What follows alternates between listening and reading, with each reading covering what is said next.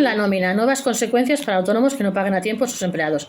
Indemnización, intereses y otros efectos derivados de la demora. En abril entraron en vigor nuevos plazos para que los empleados puedan despedirse y reclamar una indemnización a los autónomos si no les pagan a tiempo el salario. Además, la ley prevé otras consecuencias por retrasos en las nóminas.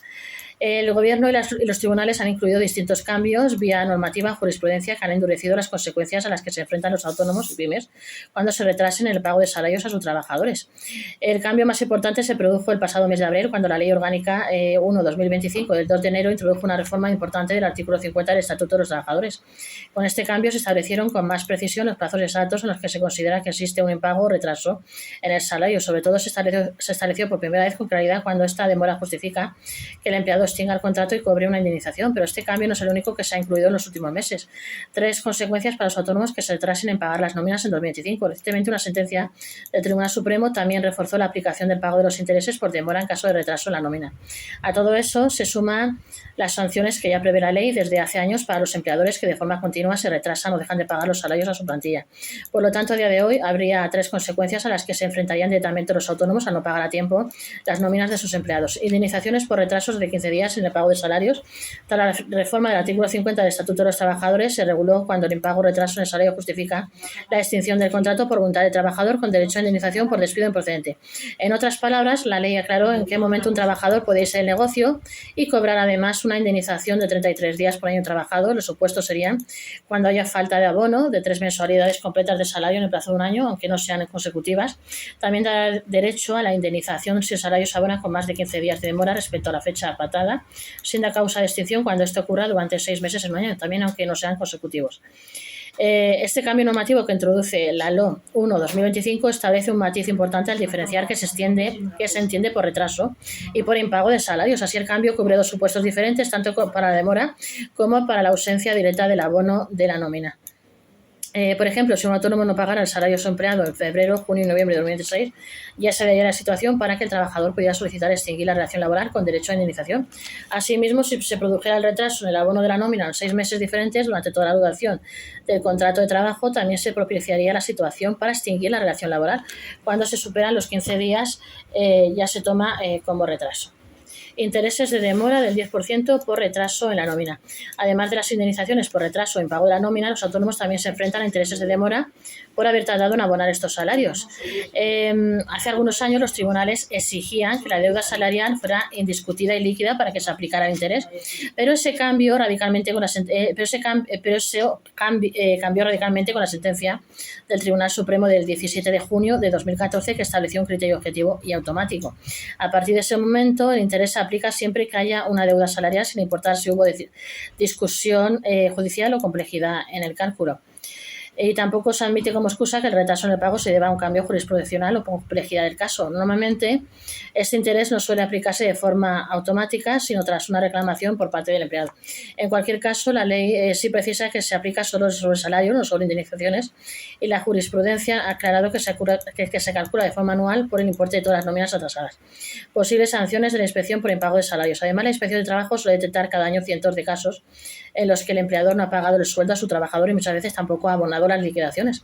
Estas infracciones se suelen descubrir tras una denuncia del empleado. El artículo 7.10 de la Ley de Infracciones y Sanciones del orden social lisos califica como grave el incumplimiento de las obligaciones salariales, incluida la falta de pago, el retraso reiterado en más. Podría llegar a considerarse muy grave si existe vulneración de derechos fundamentales, fraude o perjuicio colectivo. Lo habitual es que de sancionarse esta infracción pueda conllevar una multa de entre 751 euros a su grado mínimo y 7.500 a su grado máximo. Aclarado de este tema, nos vamos a otro.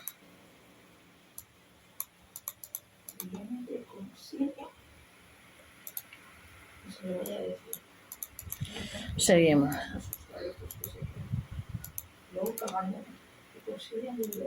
Europa decidirá si los autónomos que tienen sanciones con Hacienda pueden acceder a la segunda oportunidad. Hay miles de procedimientos de este tipo pendientes en nuestro país. La justicia europea analizará a petición de un juzgado andaluz si Hacienda puede impedir a los autónomos acceder a la segunda oportunidad, a la ley de la segunda oportunidad por tener sanciones pendientes por sus impuestos. El fallo podría afectar a miles de trabajadores por cuenta propia. La justicia europea decidirá si es legal que Hacienda vete un caso de la ley de la segunda segunda oportunidad por 150 euros.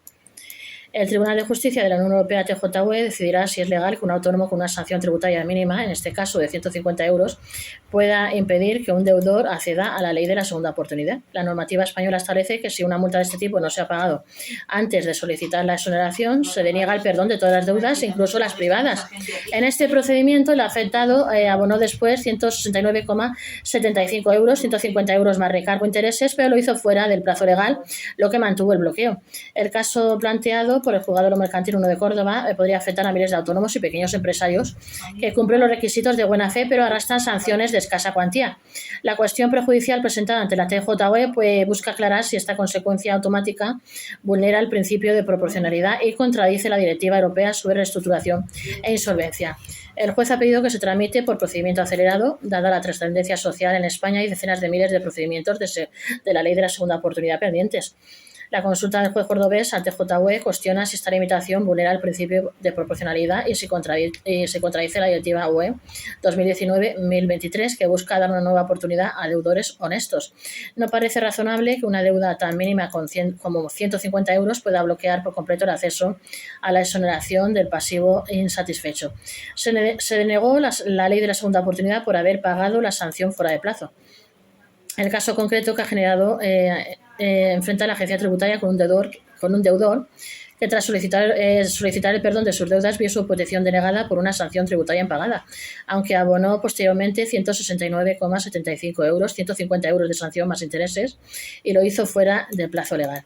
Y la ley concursal española establece que no se concederá el perdón si existen sanciones administrativas o penales firmes sin pagar, sin importar la cuantía. Esta interpretación estricta desnaturaliza el espíritu de la segunda oportunidad, cuyo objetivo es permitir que personas físicas de buena fe puedan reemprender su vida económica.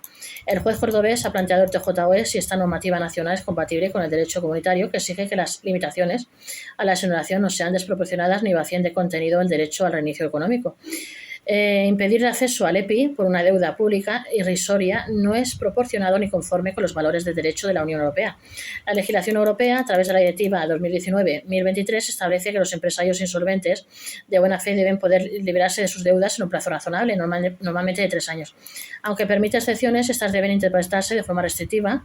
Se subraya que la legislación española, tal como está aplicada, podría ser contraria al derecho de la Unión Europea al impedir la exoneración total incluso por deudas mínimas con la administración pública. La ley española, tal como está aplicada, podría ser contraria al derecho de la Unión Europea. En el fondo del debate está el privilegio del crédito público frente al derecho del deudor de buena fe a una ley de la segunda oportunidad efectiva. Bloquear toda la exoneración por una sanción tributaria mínima resulta desproporcionado y posiblemente contrario al derecho de la Unión Europea. La solución, en nuestra opinión, pasaría por permitir al juez valorar caso por caso si la deuda con Hacienda es relevante para impedir la exoneración.